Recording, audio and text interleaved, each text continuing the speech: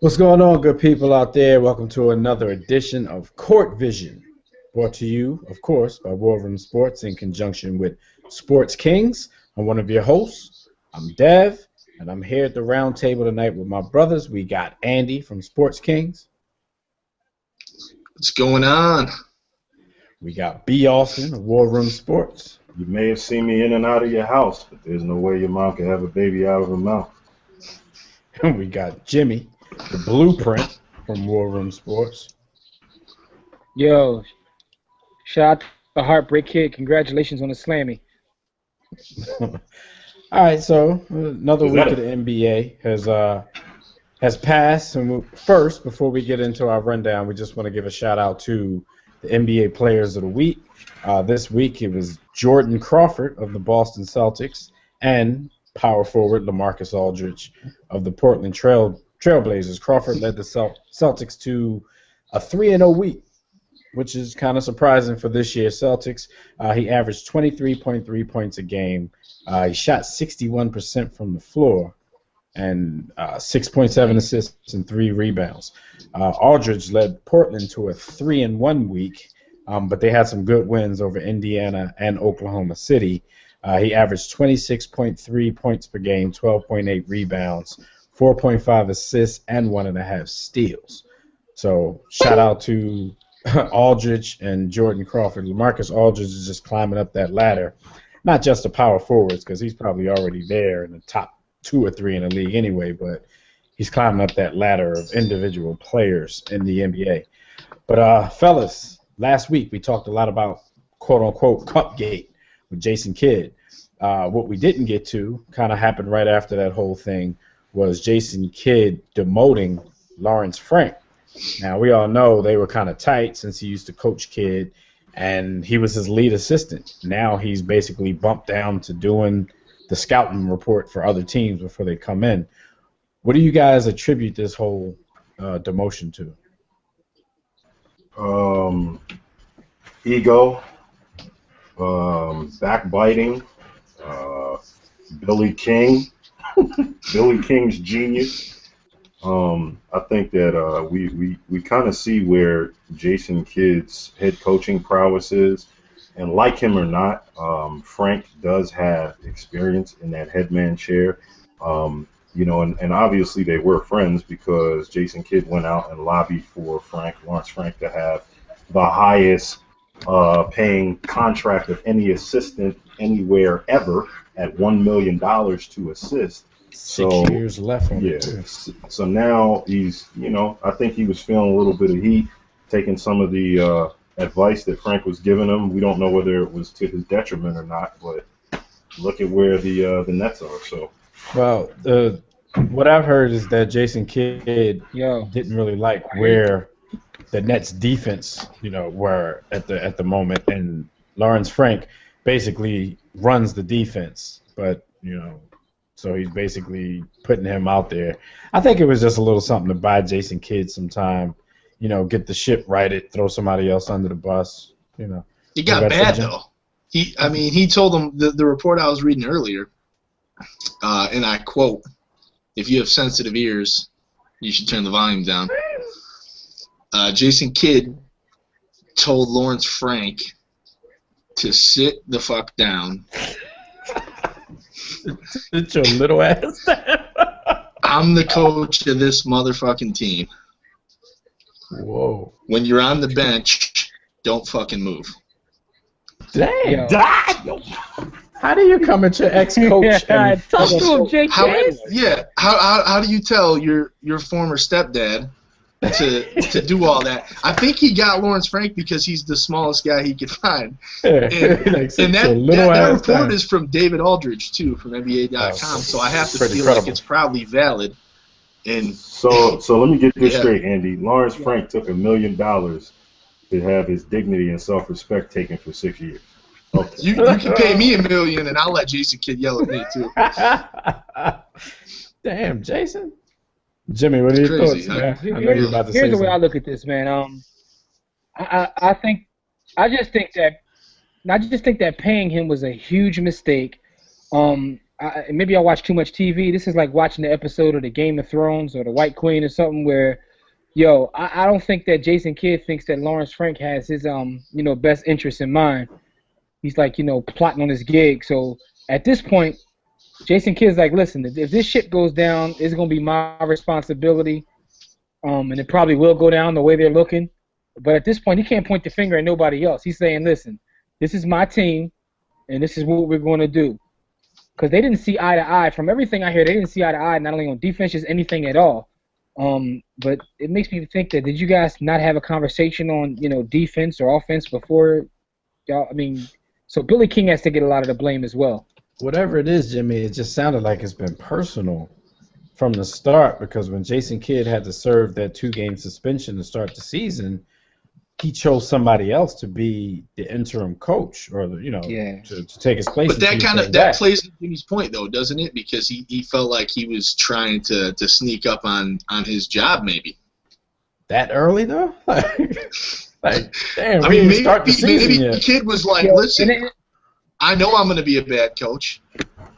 I know Lawrence Frank has prior, I mean, I wouldn't call it success, but I mean, maybe he's the better man for the job, and I know it, he knows it, and everybody else is going to assume know it. So I blame this all on Billy King. And it's I don't see why anybody would even look at that as a threat, though. What the Nets are doing, it just doesn't seem like they would hire Lawrence Frank as the coach. It seems like they're trying to be cool and young and on the cutting edge of everything. I mean, that's why Jason Kidd has the job in the first place. We were all kind of puzzled, as to why, he was able to get a job that quick after everyone else has to, put in so much time in the coaching ranks. And this is one of my favorite players of all time. I know his basketball IQ is beyond the stars, but I still didn't understand myself. Like, how is this possible? So, I don't know. We'll see how this situation plays out. But I don't see how Lawrence Frank is going to sit there for another 6 years. Could you? Yeah, I mean, it's crazy because, I said it's crazy because, after just reading that Phil Jackson book, and he talks about how, as a head coach, you have to trust your assistants. And to me, it sounds like these guys didn't see eye to eye. And this is his head assistant.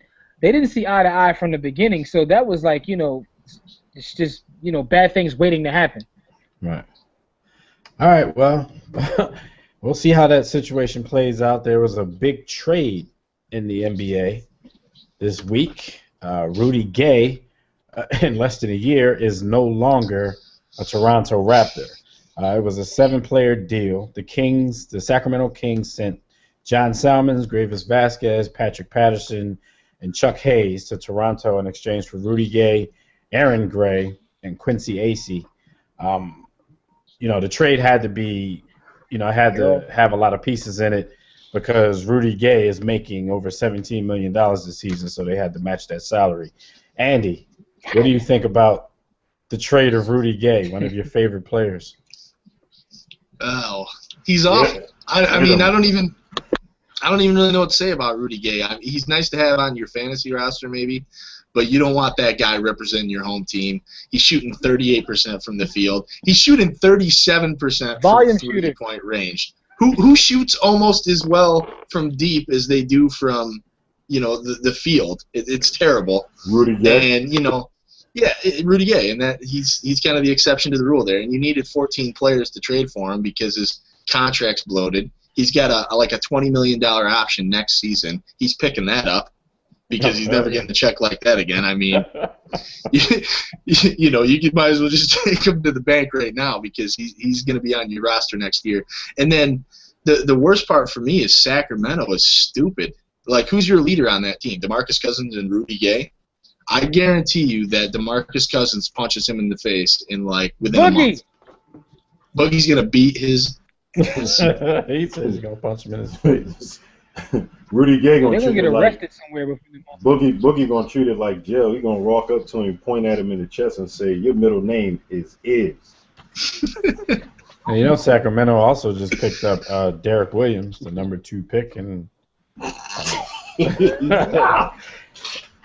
so I don't know. The team is loaded with talent, but like Andy just alluded to, it doesn't seem like there's going to be much in the way of leadership on that team. Can I ask are we overrating leadership?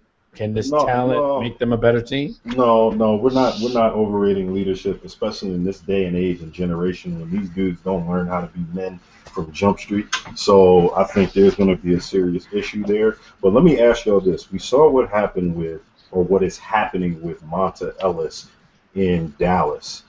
Monta Ellis is going to resurrect his career by being in a great environment, a nurturing environment. I think that the same could happen for a Rudy Gay. I don't think Sacramento is the place that it can happen, but I think if you take his talents and abilities and put them in a more nurturing, a more settled environment, with some players that can be around him and threaten to like knock him the F out if he doesn't fall to Brooklyn. They need some help. Yeah. They should have sent him to Brooklyn. Yeah. Otherwise, he's just going to be that uber talented Richard Head who shoots 1,000,000 times a game and doesn't play big. You know, I often compare him to Carmelo, although Carmelo's a little bit mellowed out and a little bit, you know, more of a solid head on his shoulders. But both are high volume scorers. Mellowed out. Both can rock, you know, on the offensive side of the court. Neither one is that particularly interested in defense. Melo will try. Rudy Gay doesn't try. Rudy Gay sits down. Defense is the rest for him to think about what his next shot is going to be going down. But I see a lot of talent, though. All that being said, I do see Rudy Gay having a lot of talent. I just think it's environment, man. I think it's environment.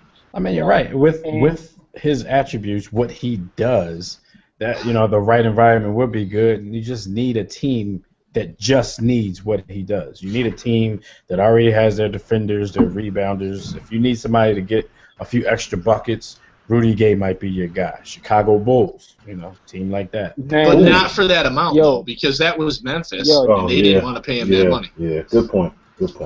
Not for that money. Here's the thing, though. Believe it or not, I agree with B. Austin. I know that's a shock to everybody watching, but I agree completely with B. Austin. That this guy does have talent. There's a place for him in the league. I just don't know if it's Sacramento. No. Chicago would have been a perfect fit, but again, like you just said, Andy, that's another great point, is the money. He's making a lot of bread, like $17 million. So I don't know what's going to happen, because sooner or later, this guy, what's going to happen to his career as he finds the right system, the right place. I'm looking forward to seeing what happens in Sacramento, because, you know, just for entertainment purposes, because I can't see this working out well. But then again, you never know. I mean, they get a bunch of misfits out there and they all start playing together, but who knows? But he does have enough talent. I feel like Sacramento's the island of misfit toys. I think they can definitely win. I mean, Rudy Gay brings that to the table. He's going to be able to help them win those close games, because they've had some close losses. But, I mean, overall, that team, it's like a car crash waiting to happen. I don't know. I mean, hopefully a few of those guys surprise us and grow up. You know, maybe they become a solid team. Isaiah Thomas, I know their fans deserve it.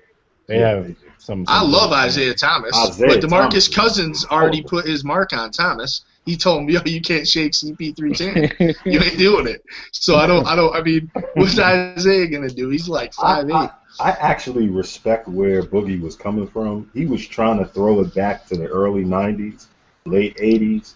Like, we going to war. We trying to beat these dudes. I get it too, but know your place. It's not against the Clippers, because they're a way better team. I mean, do that against like the Magic or somebody, or, you know, I mean, do it against a team you can beat. Boogie out there like Debo in Sacramento, yo. That's his team. He wants to. So snatching chains. Speaking of the Toronto Raptors, because we did speak of them a few minutes ago because of the Rudy Gay trade, the biggest story of the week is one Mr. Kobe Bean Bryant returning to action after Achilles tendon surgery. He made his debut Sunday night against the Toronto Raptors. I guess they wanted to be dramatic. Team, he scored 80. I keep saying the team. The franchise, he scored 81 points on, because it wasn't the same team. How did you guys think Kobe looked in his return? I mean, he had 9 points, 8 assists, 8 turnovers, but he shot 2 for 9 from the field in about 28 minutes. What did you guys see? Is there hope for the Lakers? Little overweight. I think with his work ethic, he's going to be able to get himself in shape by January to begin looking more like the scoring machine that we know him to be. I definitely don't believe that. I definitely don't believe that he'll ever regain the athleticism that he once had. But who would expect that 18 years in at 35 years of age? He's not going to have Alshon Jeffrey's athleticism. You saw that. I would say you saw that. He's but with his mind and the way he plays and the skill level he has, they don't need that to get 25 points, 6 assists, and 5 boards out of Kobe. And I think he can return to that level. Where's the cutoff for Kobe though? Like, Kobe said he didn't want to be the guy to kind of fade away in the league. He would rather just hang it up. I wonder where. That's determined. That's until they gave him another $24 million a year. True. Yeah. You're not going to turn that down, no matter how you. But can you see Kobe averaging 15 points a game and being content with that? No. But I don't see him averaging 15 points. But I also understand how easy it is for him from a mental standpoint to score. And so scoring, I just don't see him not putting up 24 to 26 points a game, because of what he faces in the league. Face it, there's not a lot of great swingmen out there that defend, so he's going to be able to put the points up. I think what you're asking is going to be determined by whether or not the Lakers organization goes out and gets him some help quickly. If they can go out and get another dominant wing or another dominant big or somebody to replace the ghost that was Steve Nash, then they got Swaggy P though. Where's Swaggy P? Supposed to make his return. Yo, what was Swaggy P doing last night? Tell me. He makes that shot. He makes that shot. Yo, I've seen him make that. No. All right, but look, yeah, I know. Yo, here's the thing though. I watched a lot of Wizards basketball. I was just about to say, as soon as that game started though, like I saw the Lakers falling back into patterns that we talked about before, like Jimmy was saying it last week on our podcast. I mean, Pau Gasol, he instantly went to non-aggressive mode and was just picking up scraps as if he wasn't out there, in the post giving out buckets while Kobe was gone. As if they can't just totally revert, and they shouldn't totally revert because so far, I don't know how long that's going to last. He's afraid of Kobe. It doesn't seem like Kobe's out there to take a lot of shots right now. So they need to stay aggressive and do the things they were doing while he was out. It's not going to work. I have a solution right now. I have a solution. Yo, I want to see Xavier Henry. I just don't understand Pau Gasol. Don't understand him at all. He's soft, dude. Yo, Pau. No, but I'm just saying, like, Pau will have a couple games where he looks like he's one of the best big men to ever play this game. And then we have another game and he looks like he's just completely soft. He's afraid. Like, yo, I can go out there and just push him around. Like, I just don't know, like, where his head is half the time. I just don't get it. He's frail. Now, about this weight, because reportedly Kobe's up to, like, 225. Now, we're all sitting here agreeing, with an Achilles injury, and being 18 years into the league, he may never get the same kind of explosion back.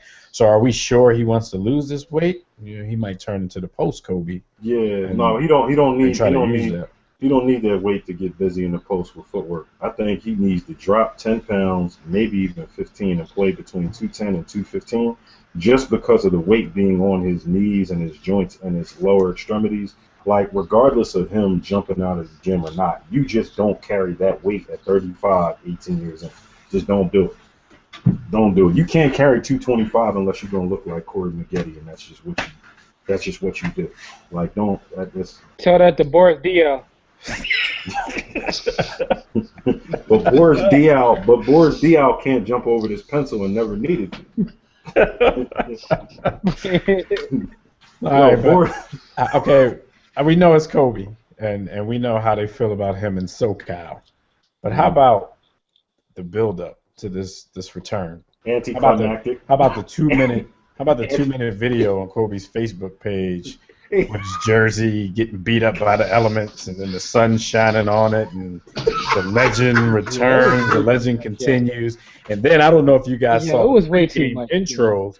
They did a whole video about my man before the pregame intros. You know when they drop the long sheet down and use it as a projector?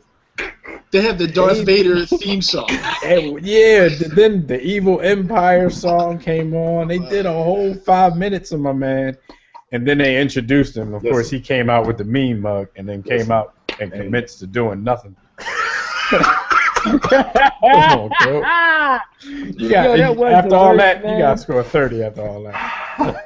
It's funny because, it's hilarious because, the Kobe haters are out of control, and they were going off last night. He's already trashed. The Kobe Stanleys were out. The Stanleys were out of control, too. I know a dude that postponed his wedding because Kobe came back last night, so his Stanleys were out of control too, and it was like you said, for 9 points and Nick Young doing circus shots, In I 8 turnovers. Know my man. Hey Jim, I didn't know my man Will Garland was getting married. He didn't invite me. Shout out to Willie DJ Garland Willie is out of G. control too, yo. So it is funny to watch Kobe haters and Kobe stans go at it. Because, you just sit back and watch because both sides are irrational. So far apart, and they're basically the same side. They're different sides of the same coin. Right. I don't think he's going to be as bad as the haters. But the haters would have said what the haters say regardless. So they would have been like, Kobe shot 26 times. Too What much. does that prove? It's terrible. Yeah, I mean, we all know. I mean, unless he gets injured again, we all know Kobe's going to get better. I don't know what you guys were expecting from the first game. I probably expected a little more than 9 points, but I really didn't expect any more than 15 points. That's why on our Facebook page we put the over-under at 20. I didn't expect a lot. Yeah. I want to see him on the court with Xavier and Wes. Teaching them like Xavier, teaching them how to be NBA. I think he just likes saying the name Xavier. Yo, somebody name that young man Xavier. Xavier ain't nothing but Trizier.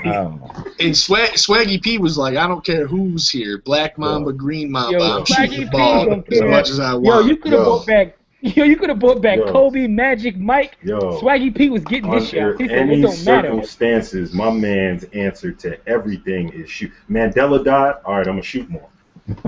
That's because ask him if he's better than Kobe, and he'll be like, yeah, I think I am. Yeah, I am.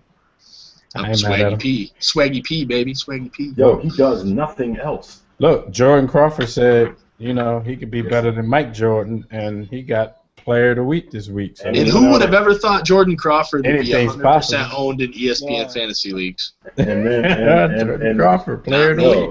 Yo, how about definitely this? Embarrassed LeBron and Dwayne Wade. I know Jordan Crawford wish he could play the Knicks every week. Yeah.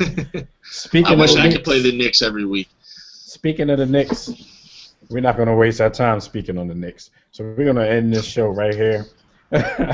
Because, I don't want to talk about that debacle.